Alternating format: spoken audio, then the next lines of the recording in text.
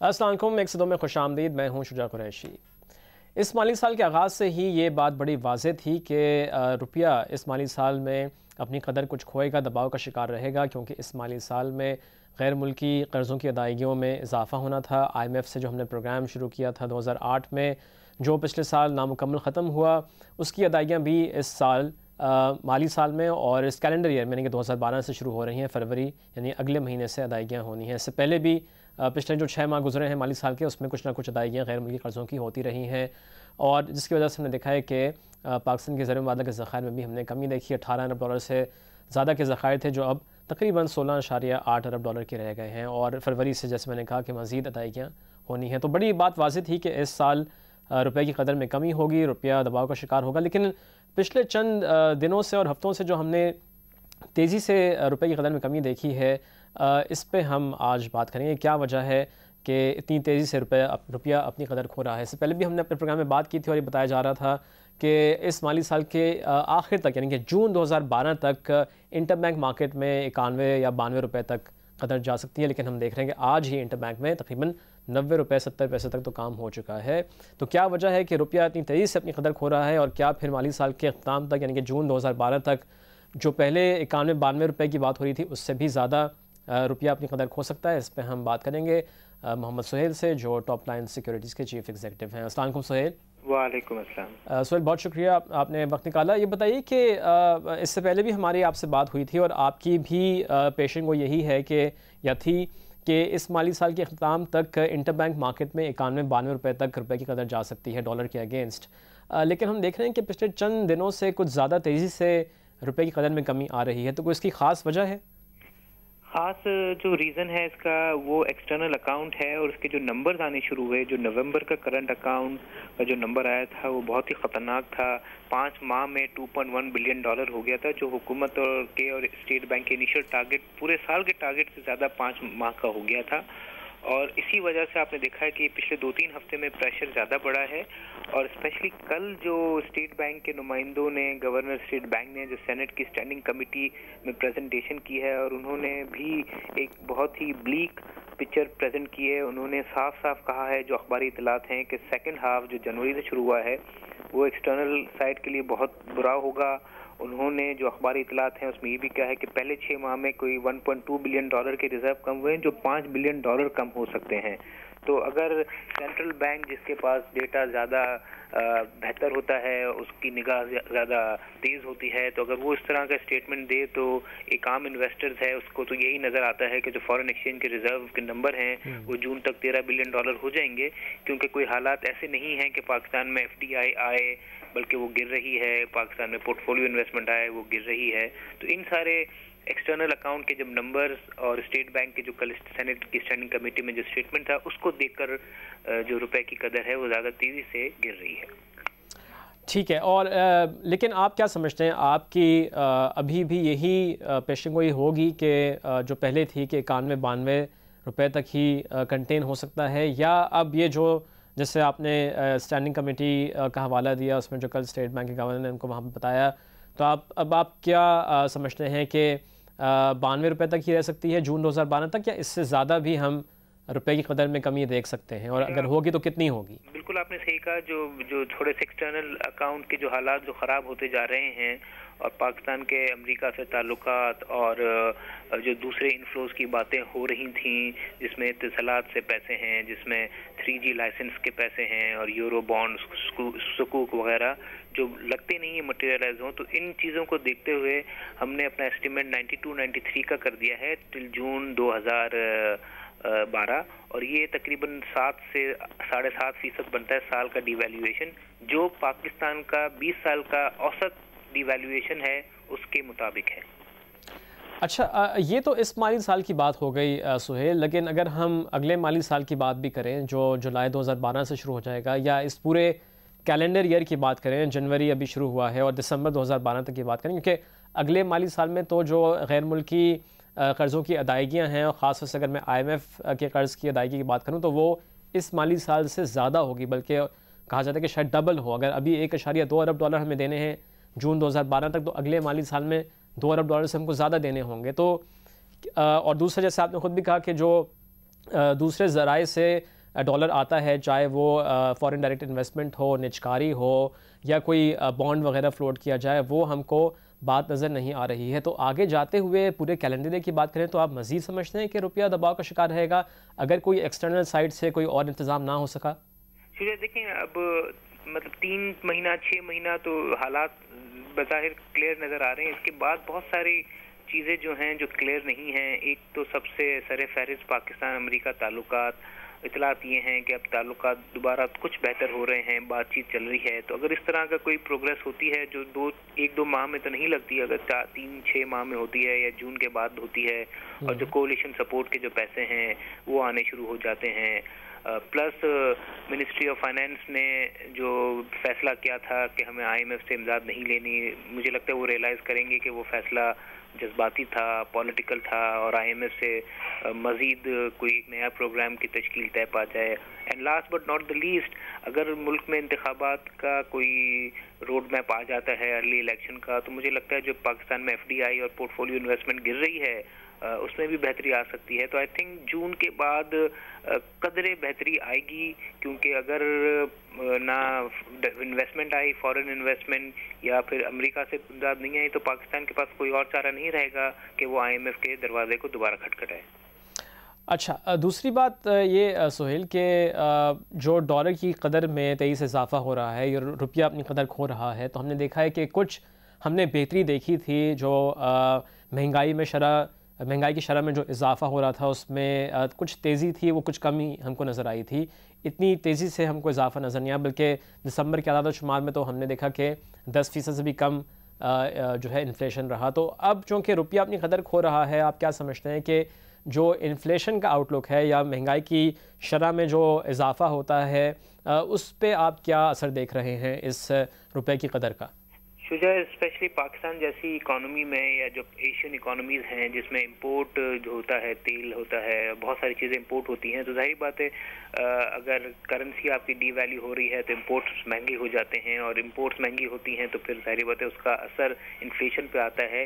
इसके बरअक्स मुझे लग रहा है कि इन्फ्लेशन पे इतना ज़्यादा असर नहीं आएगा, क्योंकि जो ग्लोबल कमोडिटी प्राइसेस हैं वो पाकिस्तान की फेवर में आ गई हैं। कमोडिटी प्राइसेस जो हैं वो गिर रही हैं, इसीलिए पाकिस्तान में भी सब्जियां हैं और दूसरी जो फूड आइटम्स हैं वो सस्ती हो रही हैं। तो इन डिस्पाइट ऑफ द फैक्ट कि डिवैल्यूएशन जो है वो इन्फ्लेशन बढ़ाता है, इसके बावजूद मुझे लगता है कि इस साल जो जून में ख़त्म हो रहा है हमारा औसत इन्फ्लेशन की जो शरह है वो 11-12 से ज़्यादा नहीं होगी, 11 और 12 के बीच में होगी। तो ये रिलेटिवली ऑल्दो डबल डिजिट तो है, मगर इतना ज़्यादा ख़तरनाक नहीं है जितनी 2008 में हो गई थी जब 20% के ऊपर गया था। तो इस दफ़ा जो हुकूमत के लिए बड़ा चैलेंज है वो एक्सटर्नल अकाउंट और जो हमारा करंट अकाउंट को फाइनेंस करना, ये बड़ा चैलेंज है। इन्फ्लेशन शायद इतना बड़ा चैलेंज शायद इस साल ना हो। ठीक है, और एक बात और यहाँ पे सुहेल मैं समझता हूँ कि अगर आप भी क्लैरिफाई कर दें कि अब तेल की अदायगियाँ, तो जो तेल इंपोर्ट होता है वो कमर्शियल बैंक के थ्रू होती हैं, तो फिर उसके लिए ज़रूर इंटरबैंक मार्केट से डॉलर्स ख़रीदे जाते हैं, लेकिन जो अदायगी IMF को करनी है उनके कर्ज़ों की, तो वो डायरेक्टली स्टेट बैंक अपने रिजर्व्स में से कर देगा। तो एक आई थिंक शायद साइकोलॉजिकल इम्पैक्ट हम ज़रूर देखें कि अगर स्टेट बैंक रिजर्व्स कम हो रहे हैं तो उसका असर हमको उस रेट पे नज़र आएगा। लेकिन जैसे कि तेल की अदायगियों में होता है ना कि बाइंग आ रही है और डॉलर की ज़रूरत है, तो इसलिए भी रुपया अपना कदर खो रहा होता है। जब अदायगी होगी IMF की या किसी भी गैर मुल्की कर्जे की, तो वो स्टेट बैंक के रिजर्व से जाएगा, उसके लिए डॉलर्स मार्केट से नहीं खरीदने होंगे। नहीं, बिल्कुल आपने बजा फरमाया कि डायरेक्ट इम्पैक्ट नहीं आएगा इंटरबैंक मार्केट में, क्योंकि वहां से खरीदारी नहीं होगी डॉलर की, मगर इनडायरेक्ट इम्पैक्ट तो आ जाएगा, क्योंकि अगर इंटरबैंक मार्केट में जो भी प्लेयर्स हैं वो देखेंगे कि जब आपकी रिजर्व पोजीशन है वो कमजोर होती जा रही है, तो इनडायरेक्ट इम्पैक्ट उसका जरूर आएगा। और यही वजह है कि जो स्टेट बैंक के अपने रिजर्व हैं जो भी $13 बिलियन से कम हो गए हैं, यही इन्वेस्टर्स को और इम्पोर्टर एक्सपोर्टर को फियर है कि अगर इसी तरह कम होते रहे तो पाकिस्तान की जो क्रेडिट रेटिंग है या पाकिस्तान का जो B- से स्टेबल आउटलुक है वो भी नेगेटिव हो सकता है। तो आपने सही बिल्कुल वजह कहा, IMF की पेमेंट से इंटर मार्केट में डायरेक्ट इम्पैक्ट नहीं आएगा, मगर इनडायरेक्ट इम्प्लीकेशन उसकी ज़रूर होंगी। बहुत शुक्रिया सुहेल। मोहम्मद सोहेल से हमारी बात हो रही थी, टॉप लाइन सिक्योरिटीज़ के चीफ एग्जीक्यूटिव, और रुपया जिस तेज़ी से अपनी कदर खो रहा है इस पर हम बात कर रहे थे कि वैसे तो ये बात बड़ी वाज़ेह थी कि इस माली साल में रुपया अपनी कदर ज़रूर खोएगा, लेकिन पिछले चंद दिनों में जिस तेज़ी से हमने रुपये की कदर में कमी देखी है तो उसकी वजूहात यही हैं कि जो स्टेट बैंक के गवर्नर ने कल सेनेट की स्टैंडिंग कमेटी के सामने जो हालात हैं उनको रखा और ये कहा कि शायद इस माली साल में तकरीबन $5 अरब से ज़र ममालिक के ज़खायर कम हो सकते हैं। पहले ही तकरीबन 1.2 से 3 अरब डॉलर कम हो चुके हैं पहले 6 माह में, और चूँकि अगले माह से IMF के कर्ज़ों की अदायगियाँ भी शुरू हो रही हैं तो ख़दशा यही कि जो ज़र ममालिक के ज़खायर हैं उसमें तेज़ी से कमी आ सकती है, तो ये भी एक वजह है। और इसके अलावा हमने देखा है कि एक्सटर्नल साइड से कोई और डॉलर का इनफ्लो नहीं हो रहा, फॉरेन डायरेक्ट इन्वेस्टमेंट में कमी हमने देखी है, निजकारी का अमल बिल्कुल रुका हुआ है, और इसके अलावा जो हुकूमत ने कोशिश की थी कुछ बॉन्ड्स फ्लोट करने की इंटरनेशनल मार्केट में, वो भी उसमें को कामयाबी नहीं हो सकी। तो ये भी एक और कुछ वजूहात हैं जिसकी वजह से हम देख रहे हैं कि रुपये की कदर में तेज़ी से कमी हो रही है, और इसीलिए टॉप लाइन सिक्योरिटीज़ ने भी जो पहले उनकी पेशिंग गोई थी कि इस माली साल के अख्ताम तक यानी कि जून 2012 तक इंटरबैंक मार्केट में 92 रुपये तक डॉलर जा सकता है, अब उन्होंने उसमें थोड़ा इजाफा किया है, 92 से 93 रुपये की बात हो रही है। एक ब्रेक लेंगे, ब्रेक से वापस आकर हम बात करेंगे कि यूरिया की कीमतों में इजाफा कर दिया गया है। ये बात हमने अपने प्रोग्राम में चंद दिन पहले भी की थी कि चूँकि गैस की कीमतों में इजाफा किया गया है और टैक्स भी लगा दिया गया है तो इससे खाद की कीमतों में इजाफा हो सकता है, और वो ही हमने देखा कि कल उसका ऐलान भी कर दिया गया है और 210 रुपये फ़ी बैग से कीमत एंग्रो ने बढ़ा दी है। इसका क्या इम्पैक्ट होगा ज़रूरी शोबे पे, इस पर हम बात करेंगे एक ब्रेक के बाद, हमारे साथ रहिएगा।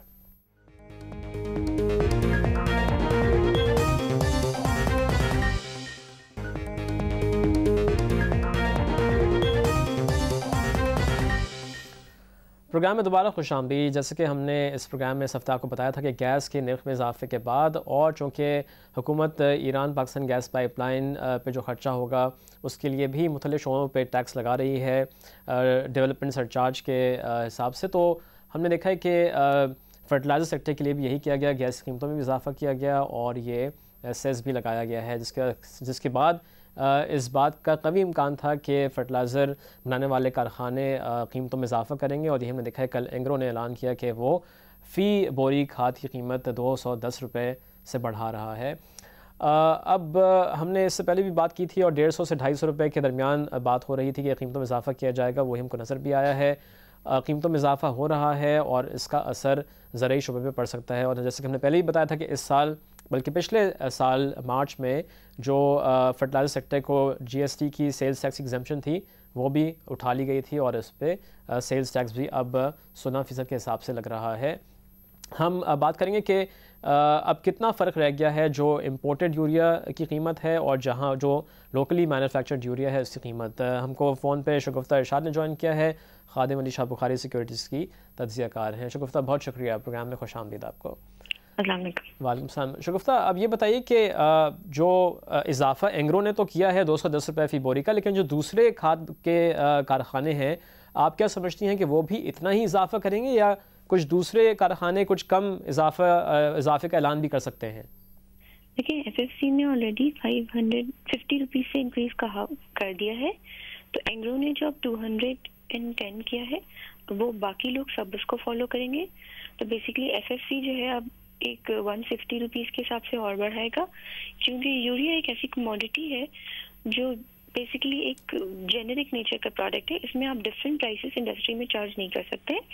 अगर फर्ज करें दूसरी कंपनियां प्राइस इंक्रीज नहीं करती हैं तो मार्केट में ये यूरिया इतने का ही बिकेगा, बीच के पैसे जो है आपका डीलर लेके चला जाएगा।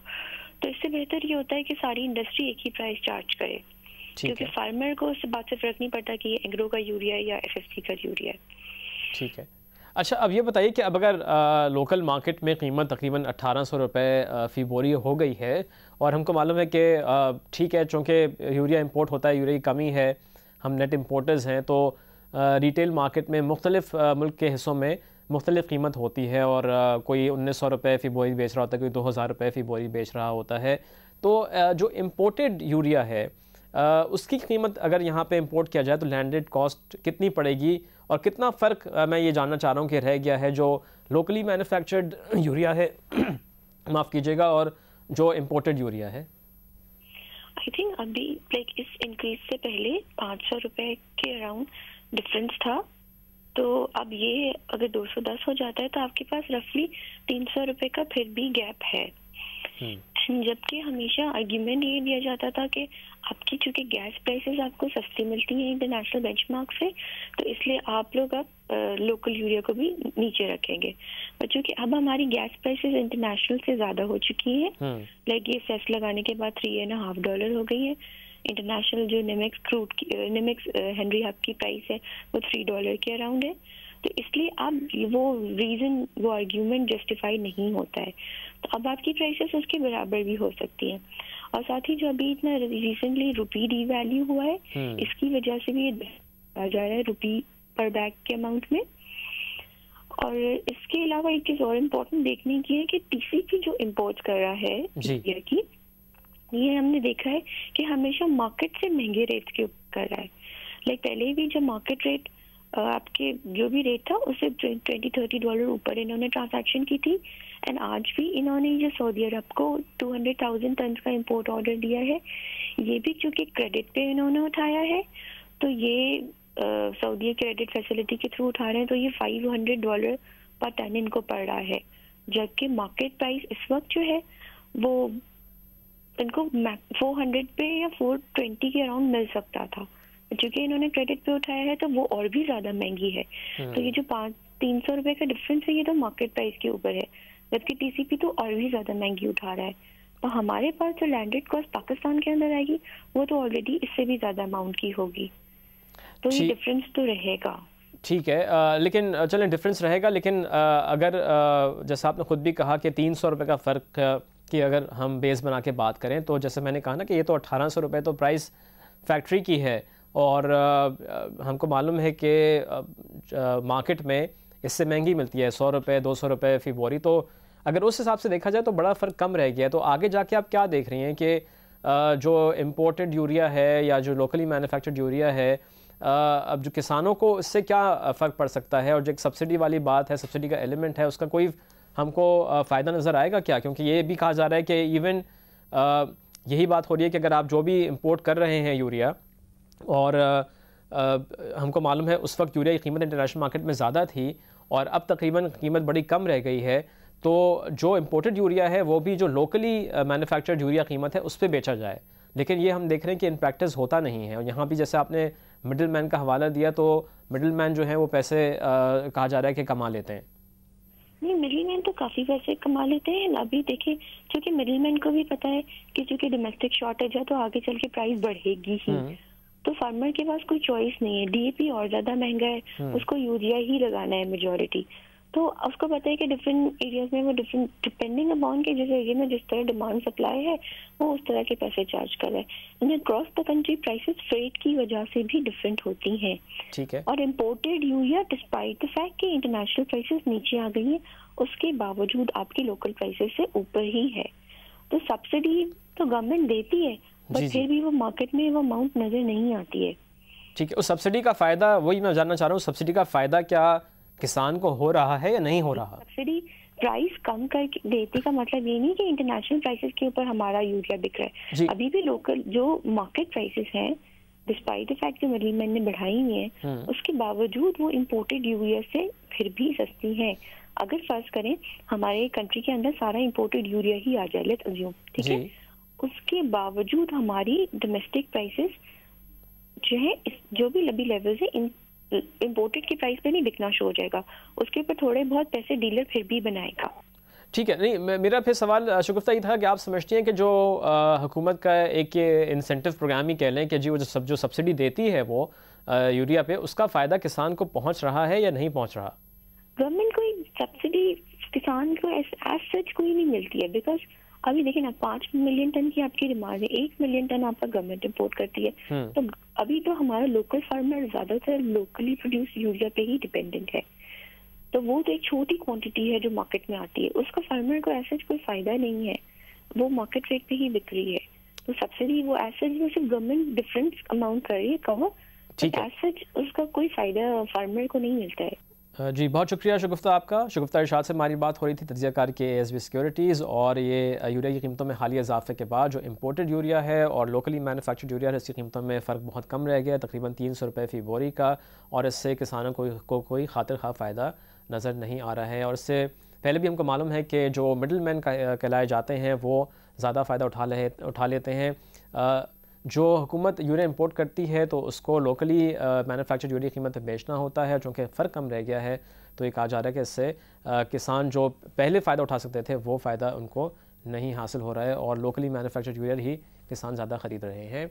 हम एक ब्रेक लेंगे, ब्रेक से वापस आके हामिद मलिक से बात करेंगे जो प्रेसिडेंट हैं वीट ग्रोअर्स एसोसिएशन के। उनसे पूछेंगे कि खाद की कीमतों में इजाफे से जो ज़राई शोबे की कॉस्ट ऑफ प्रोडक्शन है या पैदावारी लागत है उसमें कितना इजाफा हो रहा है, उसका क्या असर पड़ सकता है आगे जाके जो ज़राई पैदावार है उस पर। हमारे साथ रहिएगा।